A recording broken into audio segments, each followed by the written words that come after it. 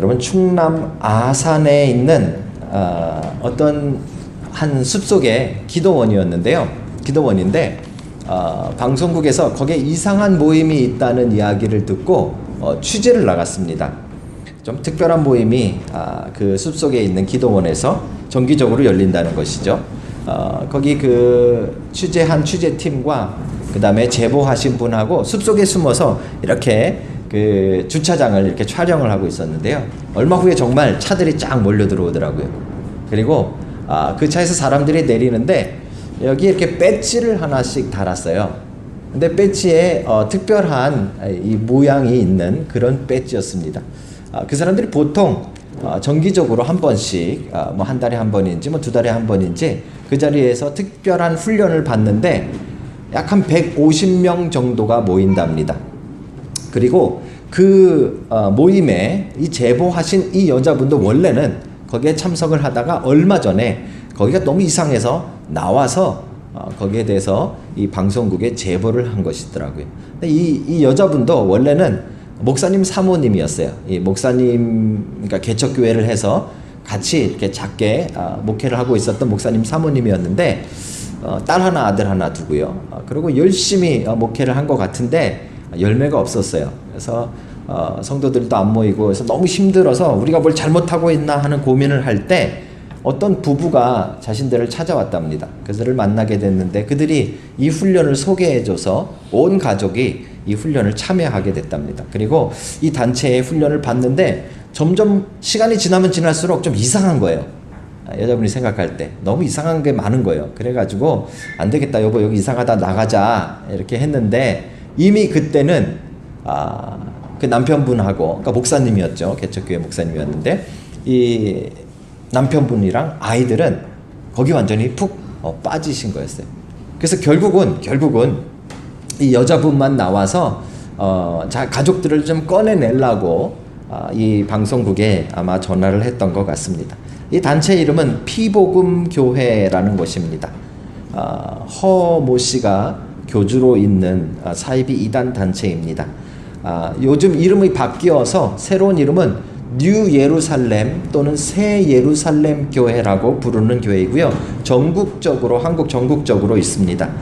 그리고 그 전국적인 그 자신들이 말하는 그 성전들에서 이 허교주의 얼굴을 볼 수 있는 사람들은 좀 정해져 있답니다. 아무나 볼 수 있는 것이 아니라 특별한 사람들을 선정해서 이 기도원에 모여서 특별한 훈련을 받는다라고 이야기를 했습니다.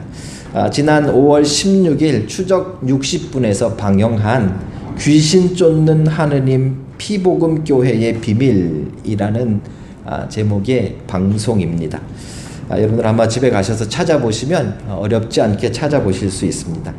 여기 특징은 이 하나님이라고 안 하고 이 말을 하느님이라고 꼭 써야 된다라고 주장을 하는 거. 그거는 사실 천주교에서도 그렇게 주장하니까 그게 거기까지는 그렇게 많이 이상하지는 않습니다. 그런데 이 허교주를 뭐라고 부르는가 하면 아부지 이렇게 부릅니다. 아부지. 그래서 참 희한하더라고요. 아버지도 아니고 촌스럽게 아부지 이건 또 뭘까요? 그죠? 근데 하여튼 아부지라고 부르고요. 이렇게 성경책보다 거기에 기도문이 있는데 전투 기도문이라는 것을 주로 읽습니다. 여러분들 혹시 뭐 그런 거 주변에 있으시면 꼭 이야기해 주십시오. 그죠? 그리고 찬송가를 안 부릅니다. 뭐 우리 경비와 찬양도 안 부르고 찬송가도 안 부르고 주로 동요나 가요를 부릅니다. 그 방송에 보시면 퐁당 퐁당 도를 이런 거 부르시더라고요. 그죠? 그런 그 동요를 부르면서 모임을 갖는데 여기에 특별한 교리가 하나 있습니다. 그 교리가 이 허교주가 만들어낸 이긴 자의 교리라는 것인데 성경에 이긴 자라는 표현이 나오죠. 그죠? 근데 그 이긴 자랑 조금 다른 이긴 자인 것 같아요.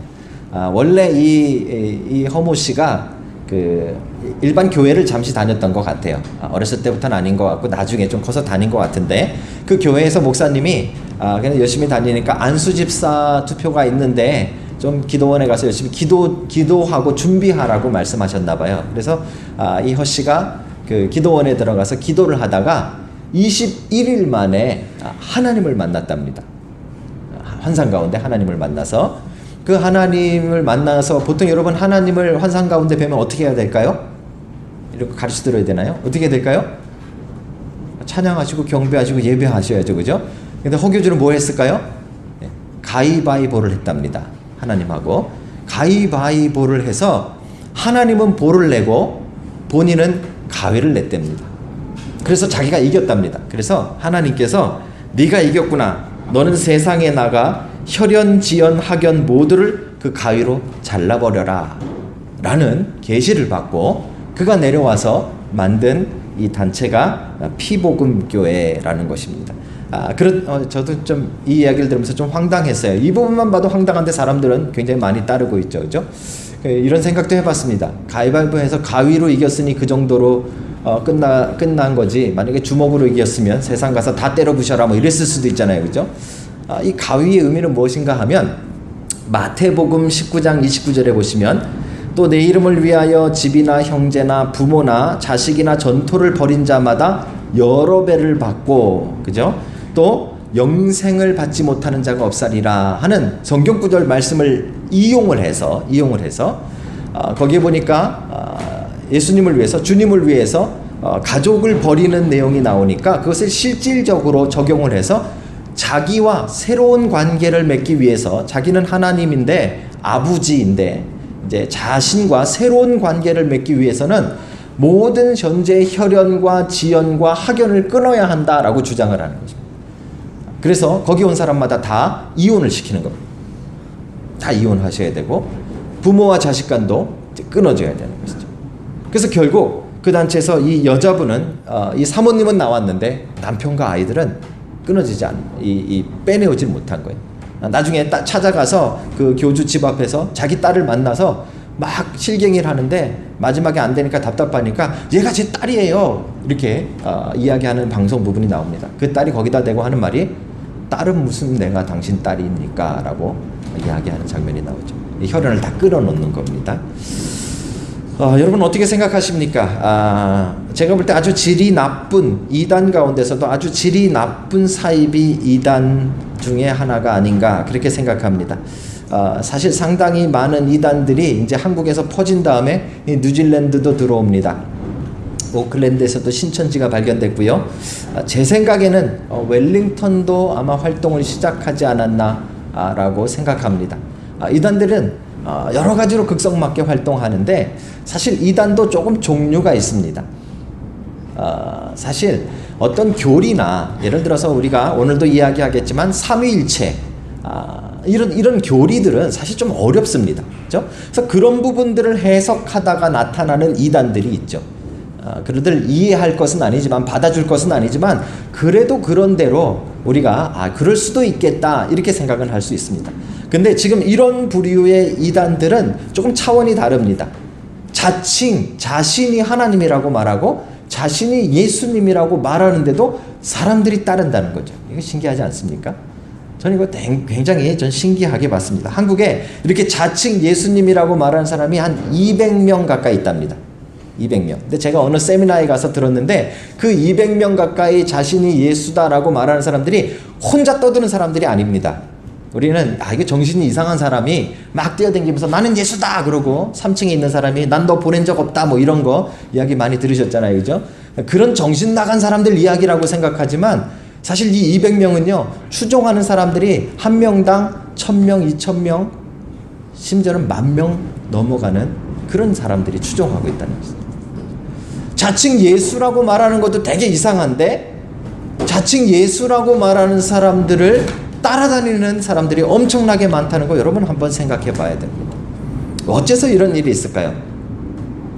여러분 한번 안 궁금하셨습니까? 저는 목사니까 그런지 모르지만 이런 기사를 볼 때마다 이런 방송을 볼 때마다 참 희한합니다. 뭐 하나님과 가위가위보 해서 가위로 이겨가지고 뭐 혈연지연 이게 말이나 되는 이야기입니까? 이런 상상이나 가는 이야기입니까? 그런데도 사람들이 그 말을 믿고 그 말을 따르고 엄청난 많은 사람들이 그 사람에게 재산을 헌납하고 또 부부가 이혼하고 가정이 파탄날 정도로 그를 따른다는 것. 뭐가 문제냐는 것이죠. 저는 그 문제 중에 핵심 가운데 사람들이 하나님을 볼 수 없기 때문이라고 생각합니다. 그렇죠?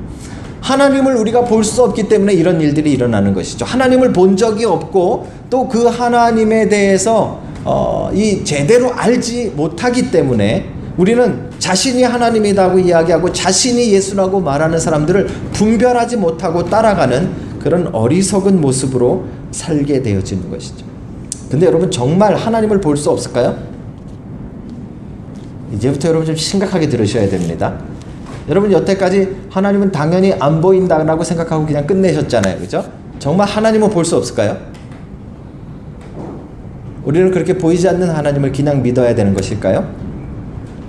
우리와 똑같은 질문을 오늘 본문에 있는 사람이 한 사람 합니다. 오늘 본문을 제가 성령 강림절이기 때문에 예수님께서 성령님을 소개하시는 장면을 본문으로 잡았습니다.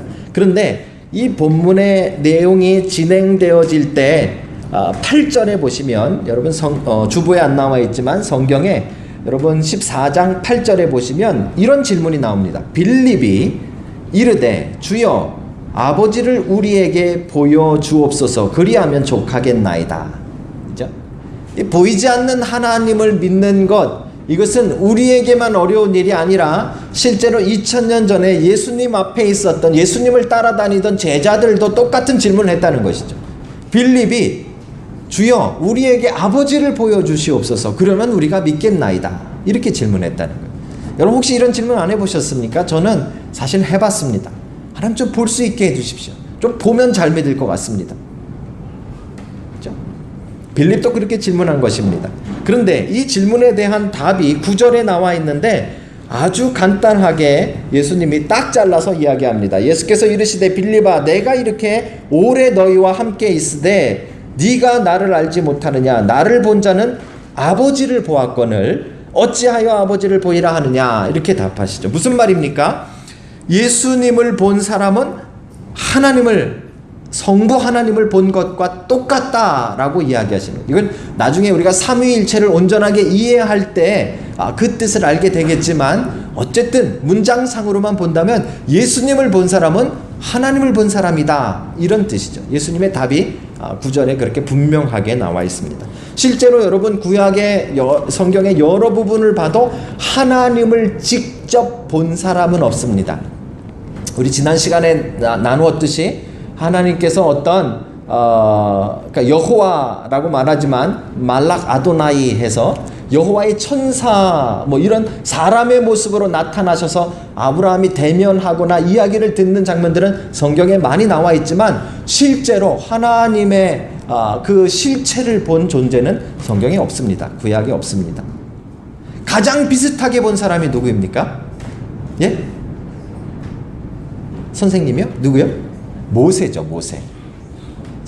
모세를 하나님이 산속에 그 시내산에 올라오게 하시고 손으로 덮으시고 그 앞을 지나가시고 나중에 모세가 하나님의 옷자락 끝을 봤다, 이렇게 이야기합니다. 이것은 실제로 하나님의 옷을 입고 있었다라는 이야기가 아니라요, 하나님의 영광을 보는 인간의 모습을 의인화해서 설명한 것입니다. 그렇게만 끝자락 조금만 봐도, 하나님의 영광의 끝자락을 조금만 봐도 어떤 일이 있었는가 하면, 모세의 얼굴에 광채가 묻어가지고요, 땅에 내려왔을 때, 마을에 내려왔을 때 사람들이 눈부셔서 모세 얼굴을 보지 못했죠.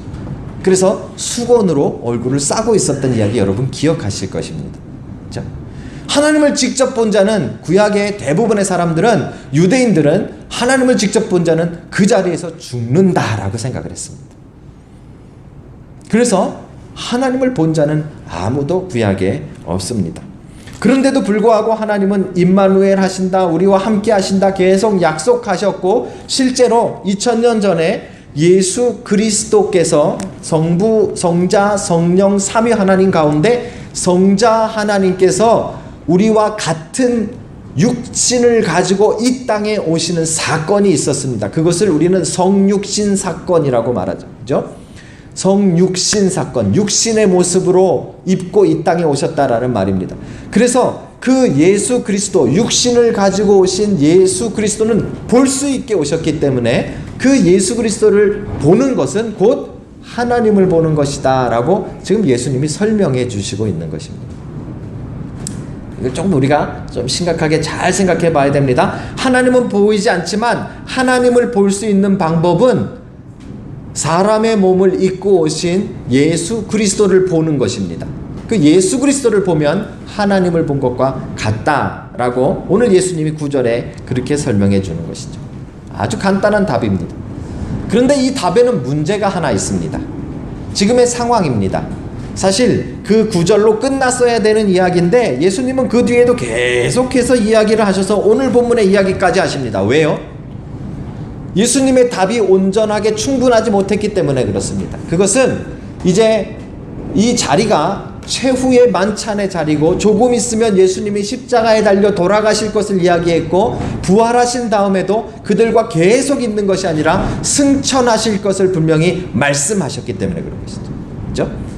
그러니까 여러분 생각해 보십시오. 이제 겨우 제자들은 하나님을 볼 수 있는 방법을 알게 됐습니다. 예수님을 보면 되는 거죠.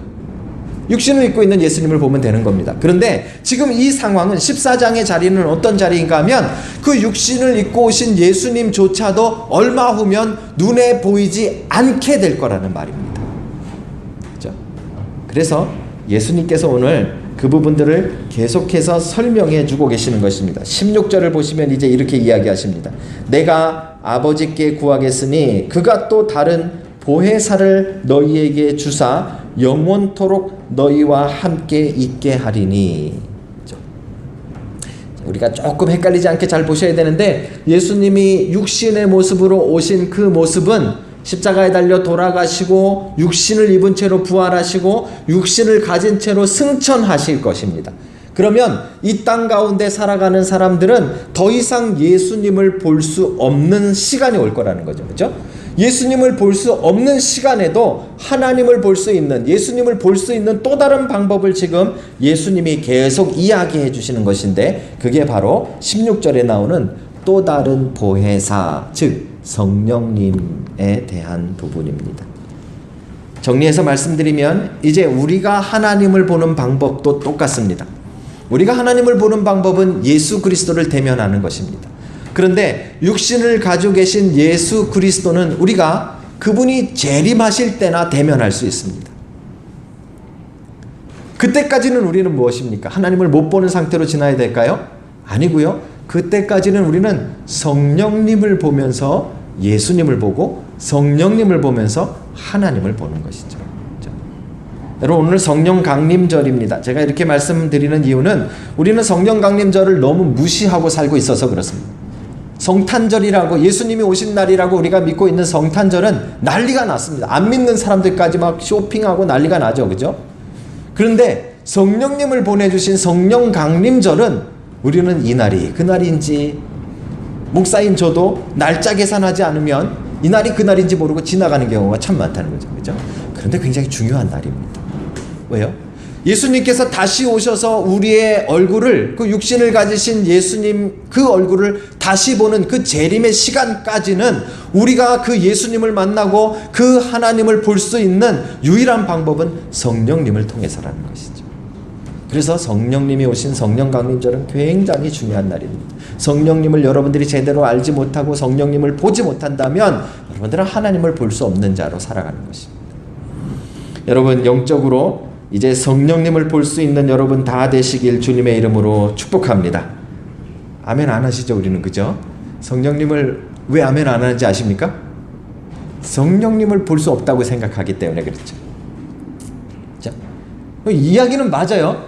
예수님의 답대로 우리가 찾아온 거예요. 예수님의 답대로 찾아왔더니 보이지 않는 하나님, 여태까지 한 번도 볼 수 없는 그 하나님의 실체를 볼 수 있는 방법은 그들의 눈앞에 육신을 가지고 있었던 성육신하신 예수 그리스도를 보는 거였잖아요. 그런데 그 성육신하신 예수 그리스도 조금 있으면 안 보이는 시간이 온단 말이에요. 그때를 대비해서 예수님이 자신이 안 보일 때는 성령님을 보내주시겠다고 약속하신 거예요. 그러니까 이론상으로 우리가 말씀을 따라서 쭉 여기까지 왔다면 우리는 뭐에 아멘 해야 되는가 하면 성령님을 통해서 하나님을 볼 수 있기를 주님의 이름으로 축복합니다. 그럼 우리는 아멘 해야 돼요. 그죠? 이론상으로. 근데 아멘이 잘 안 나와요. 왜죠?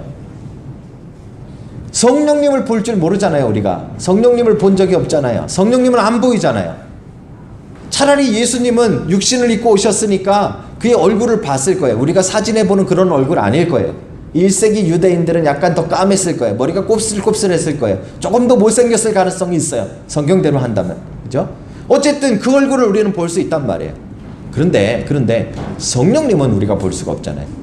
그러니까 우리가 성령님을 보면 좋겠다라고 축복합니다 해도 아멘이 안 나오는 거예요. 이해합니다. 저도 그렇습니다. 성령님을 볼 수 없는데 여기는 우리가 한 가지 더 풀어야 되는 단어가 있는데 이 보다라는 단어예요. 이 보다라는 말을 지금 예수님께서 왜 하고 계시는가? 왜 나를 본 자는 하나님을 본 것이다 이렇게 말씀하셨는가? 예수님이 사용하시는 보다라는 단어의 뜻이 무엇인가를 찾아가야 되는데 17절을 한번 같이 보십시오. 그럼 주보에 나와 있죠. 17절은 17절을 같이 보십시오. 그는 진리의 영이라. 이제 아까 보내주시겠다라고 본인 대신에 이제 예수 그리스도의 그 육신의 얼굴 대신에 우리가 봐야 되는 그 보혜사 성령님을 설명하는 겁니다. 그는 진리의 영이라. 영이니까 안 보여요. 그렇죠? 세상은 능히 그를 받지 못하나니 이는 그를 보지도 못하고 알지도 못함이라. 우리 이 표현에 좀 주목해 봐야 돼요. 보지도 못하고 알지도 못함이라. 예수님의 말씀은 지금 강조점이 어디에 있는가 하면 우리의 이 시각적인 것으로 보는 것에 대한 데 강조점이 있는 게 아니에요.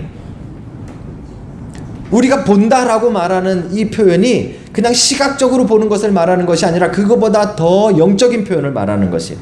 왜냐하면 그 다음에 계속 이렇게 말씀하시기 때문에 그래요. 그러나 너희는 그를 아나니 이렇게 표현했잖아요. 그죠? 그러니까 예수님이 본다라고 말씀하실 때 성령님을 너희가 보라라고 말씀하셨을 때는 성령님을 이 시각적인 눈으로 본다는 것이 아니라 우리가 영적인 관계로 성령님을 안다라는 표현이 더 정확한 표현인 것이죠. 그렇죠? 이제 바꿔 말하면 성령님을 알면 하나님을 안다 이 말입니다. 성령님을 알면 예수님을 안다 이 말이죠. 그리고 예수님이 지금 우리에게 강조해주고 계신 부분이 바로 그 부분입니다. 분명히 빌립은 처음에 질문할 때 이 시각적으로 보는 것을 말한 것이 맞아요. 그렇게 질문한 것이에요. 그런데 예수님은 대답하시면서 그 대답을 시각적으로 보는 것에서 영적으로 깨닫는 것, 아는 것에 대한 이야기로 바꿔가고 있는 것을 우리가 볼 수 있습니다. 그 증거가 이제 19절에 다시 한번 나옵니다. 잘 보십시오. 19절 한번 같이 읽을까요? 시작. 조금 있으면 세상은 다시 나를 보지 못할 것이로되 너희는 나를 보리니 이는 내가 살아있고 너희도 살아있겠음이라. 잘 보세요. 조금 있으면 세상은 나를 보지 못할 것이로되 이제 예수님이 이제 십자가에 달려 돌아가시고 부활하신 다음에 승천하시면 더 이상 사람들이 시각적으로 육신을 입은 예수님을 볼 수 없다는 말입니다. 여기 다 이해되시잖아요. 그죠? 그런데 그 다음 말이 더 중요합니다. 너희는 나를 보리니. 제자들은 어떻게 예수님을 봅니까? 승천하신 다음에 한 번씩 내려오시겠죠? 한 번씩 UFO를 타고 오셔서 우리에게 보여주시겠죠? 그 얘기하는 게 아닙니다. 그렇죠? 우리는 계속 시각적으로 본다라는 말만 생각하고 있으니까 이 본문을 이해할 수 없는 거예요. 예수님께서 여기서 말씀하시는 나를 보리니 라는 말은 내가 너희 곁에 있고 내가 너와 함께 있고 내가 너희들과 교제하고 내가 너희들과 영적인 교류를 갖는 그 영적인 관계를 너희들이 이제 영의 눈으로 본다는 말입니다. 영의 눈으로 본다는 말은 영적으로 우리가 깨닫는다, 안다라는 말입니다. 그렇죠? 그래서 예수님이 지금 계속해서 말씀하고 계신 내용들은 본다라는 이 표현 속에 그냥 단순히 시각적인 본다가 아니라 인지적인 본다 또는 관계적으로 안다라는 의미를 가지고 말씀하고 계시다는 것을 우리는 깨달을 수 있는 것이죠.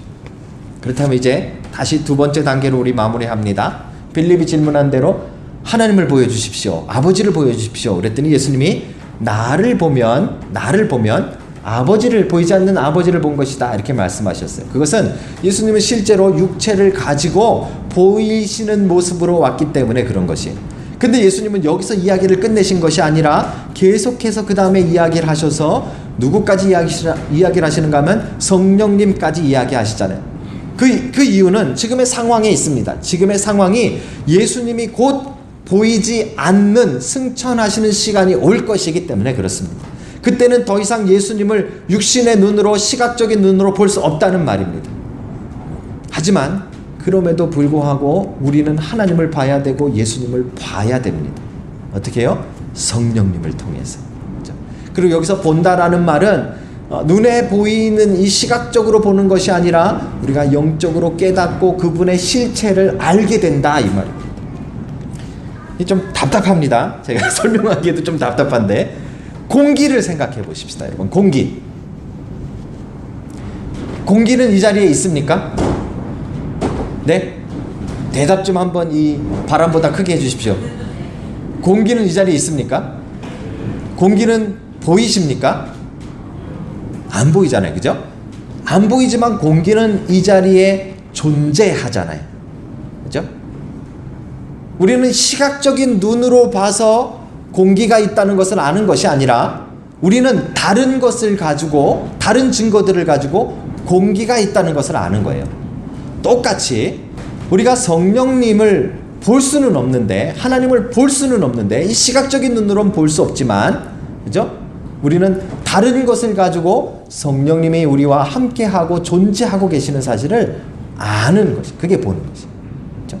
그리고 성령님이 우리와 함께하고 계시는 것을 아는 사람은 예수님을 아는 것이고요, 또 하나님을 아는 것이다 라고 예수님께서 우리에게 설명해 주고 있는 것입니다. 이게 성령님께서 하시는 사역입니다.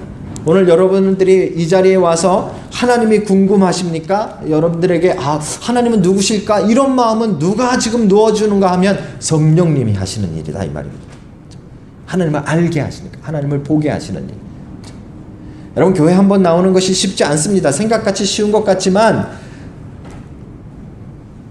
목사인 저는 목사니까 해야 할 일이 있으니까 이렇게 나오지만, 여러분들 그냥 앉아서 예배 드리는 사람들이 이 예배가 그만큼 중요하다라고, 정말 이 예배 빠지면 죽는다라고 이렇게 생각하는 사람은 없습니다. 그죠? 그러다 보니 예배 한번 오는 것 그렇게 쉽지 않습니다. 힘듭니다.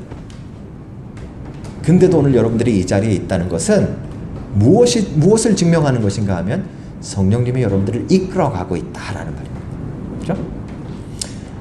여러분들이 10년, 20년 동안 뭐 별로 크게 뭘 본 것도 없고 느낀 것도 없고 뭐 손에 만져진 것도 없는데도 불구하고 계속 이 자리에 앉아서 하나님 앞에 예배하고 있고 하나님을 찬양하고 있고 하나님의 말씀을 듣고 있다면 그 자체만 가지고도 성령님이 여러분 안에 역사하고 있다, 이 말입니다.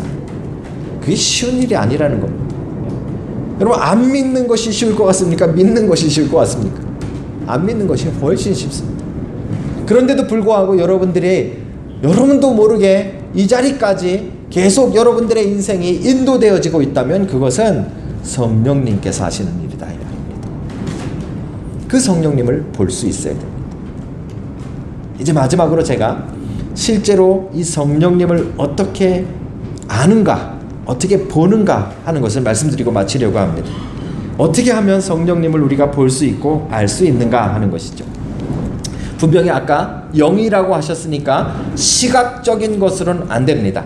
그러니까 여러분들 무슨 뭘 봤다든지 그런 분 하시는 분도 계시더라고요. 자다가 벌떡 일어났더니 거실에서 천사들이 찬양하고 있었다는 뭐 그런 분 얘기도 제가 들었어요. 그죠? 거기 너무 여러분 이렇게 많이 심취 안 하셔도 됩니다. 성령님은 영이시기 때문에 그렇게 볼 수 없습니다. 그런 식으로 보여지지 않습니다. 그죠? 우리는 이 성령님이 계신가 안 계신가 어떤 증거로 알 수 있을까 하면 대부분 처음에 뭘 이야기하는가 하면 병 고치는 은사 이런 거 이야기하죠. 그죠? 그래서 요즘 많이 우리 이 교계에서 했던 거는 이렇게 손을 대면 막 쓰러지는 거. 이건 눈에 보이거든요. 그러니까 성령님이 하시나 보다. 우리는 대부분 그렇게 알고 그렇게 믿게 되어지는 것이죠. 재밌는 사실은요, 아까 처음에 말씀드렸던 그 피복음교회의 허교주도 처음에 병 고치는 일부터 시작했습니다. 병을 고치니까 사람들이 저기 능력이 있나 보다 그러고 사람들이 모인 거예요. 근데 놀라운 사실은 그 방송 한번 보십시오. 지금 암에 걸리셔가지고요, 병원에 치료 받으시러 다니시고요, 특별한 일주일에 몇백만 원씩 들어가는 그런 이렇게 식단 관리해주고 하는 그런 거 있잖아요. 뭐라고 부릅니까? 거기에 가시더라고요. 왜요? 고치면 될 텐데 왜? 바울은 자기의 병을 못 고쳤어요. 왜냐하면 바울은 자신이 하나님이라고 말한 적이 한 번도 없어요. 바울은 하나님이 고쳐주셔야 병이 낫기 때문에 그는 하나님께 기도했지만 바울은 자기의 병을 끝내 고침받지 못했어요. 허교주는 달라야 되잖아요. 부지잖아요. 하나님이라면서요. 그러면 자기는 자기 병을 고쳐야죠. 못 고친단 말이에요. 그렇죠? 여기에 우리의 오류가 있습니다. 우리는 자꾸 성령 충만 아니면 뭐 성령의 능력 이런 것들을 이 시각적인 것으로 보는 것에 너무 관심을 많이 가지고 계세요. 자, 오해하지 마십시오. 성령님께서 놀라운 일을 하십니다. 병을 고치시는 일도 하십니다. 그렇죠? 여러분과 제가 상식적으로 이해하지 못하는 일들을 때로는 우리 안에 일으키시는 분이 성령님이십니다. 하지만 반대를 생각하셔야 됩니다. 모든 기적적인 일이 성령님은 아닙니다. 이걸 오해하시면 안 됩니다. 그렇죠? 모든 신비한 현상이 다 성령님의 증거가 아니라는 말입니다. 성경은 지금 성령님의 증거로 그런 능력에 대해서 이야기하고 있지 않습니다. 예수님께서도 지금 그 부분을 강조하고 있지 않습니다. 예수님이 뭘 강조하고 계신가를 보면 성령님이 우리에게 어떻게 나타나는가를 알 수 있습니다. 예수님이 뭐라고 강조하시는가 16절 17절에 보시면 제일 많이 나오는 단어가 무엇인가 하면 너희와 함께 있게 하리니 이 부분입니다. 자, 성령님이 하시는 일 또는 성령님이 하나님을 보이시고 또는 예수 그리스도를 증거하시고 우리를 하나님께로 인도하시는 그 일을 하실 때 성령님이 사용하시는 방법은 하나입니다. 우리와 함께 하시는 방법입니다. 그렇죠? 그러니까 우리가 성령님을 볼 수 있는 방법은 성령님이 우리와 동행하시는가를 보는 것이죠. 어떤 능력이 나타나는가를 보는 것이 아니라 어떤 기적인가를 보는 것이 아니라 지금 내 곁에 성령님이 계시는가 이것을 보는 것이 성령의 증거입니다.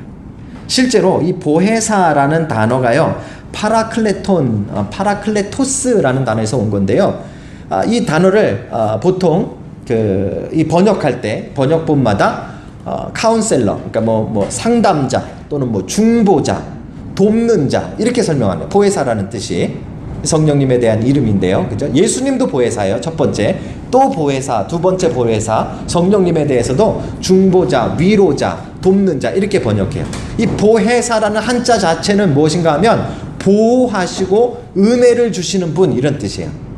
그죠? 그런데 원래 팔라클레토스라는 이 단어는 뭔가 하면 곁에 서 있는 자라는 뜻이에요. 이름 그대로의 뜻은 무엇인가 하면 성령님이 내 옆에 있는 분 이런 뜻이에요. 우리는 언제 성령님을 알 수 있는가 하면 어떻게 성령님을 깨달을 수 있는가 하면 내 곁에 성령님이 계신가 이것을 알 때 우리는 성령님을 볼 수 있고 성령님의 실체를 알 수 있고 그것을 통해서 하나님을 알 수 있는 거예요.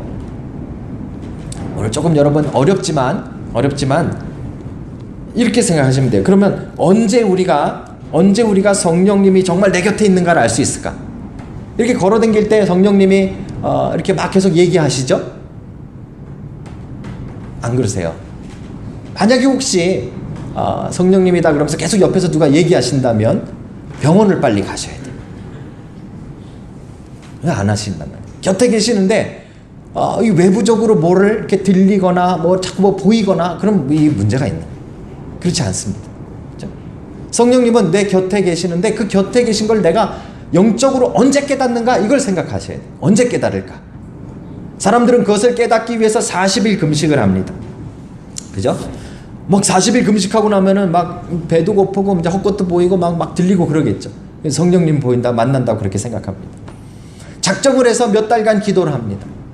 아니면 뭐 헌금을 굉장히 막 정기적으로 많이 합니다. 우리는 뭔가를 해야지만 성령님을 볼 수 있고 만날 수 있다라고 착각하고 있어요. 잘 보셔야 됩니다. 여러분 제가 책을 놓고 안 가져왔는데요. 책 가운데 성령 충만 실패한 이들을 위한 은혜라는 책이 있습니다. 박영돈 교수님이 쓰신 책인데 여러분 성령님에 대해서 관심 있는 분들은 꼭 한번 읽어보십시오. 아주 잘 설명해 놓으셨습니다. 그분이 그 책에 어떤 표현을 해놨는가 하면 지금 한국 교회에는 성령 충만은 엄청난 경건의 노력과 수고를 통해 성취할 수 있는 영적인 업적이 아니라 실패한 이들을 위한 은혜라는 가르침이 절실히 필요하다. 다시 한번 잘 생각해 보세요. 너무 은혜스러운 뜻이에요. 이 무슨 말인가 하면 우리는 성령님이 계신 증거를, 성령 충만의 증거를 어떻게 얻어내려고 하는가 하면 막 40일 금식하고 고생하고 막 우리가 고행을 해가지고 막 1000번 절하고 막 이래야 성령님이 내 옆에 계시구나를 알 수 있다라고 착각하는 거예요. 성령님은 그런 업적으로 우리가 알 수 있는 것이 아니에요. 여러분을 공로로 알 수 있는 것이 아니에요. 지금 예수님께서 어떤 상황 가운데 성령님을 주시겠다고 약속하고 있는가 하면 예수님이 떠난 다음에 고아처럼 내버려둘 너희들을 위해서 주겠다고 약속하고 계시잖아요. 예수님 없이 실패하는 자들, 예수님 없이 미끄러질 자들, 예수님 없이 어려움을 당할 자들, 그때 성령님이 옆에 계심을 알게 하시기 위해서 주시는 거예요. 저에게 친구가 한 명 있는데요, 한 30년 지기 친구예요.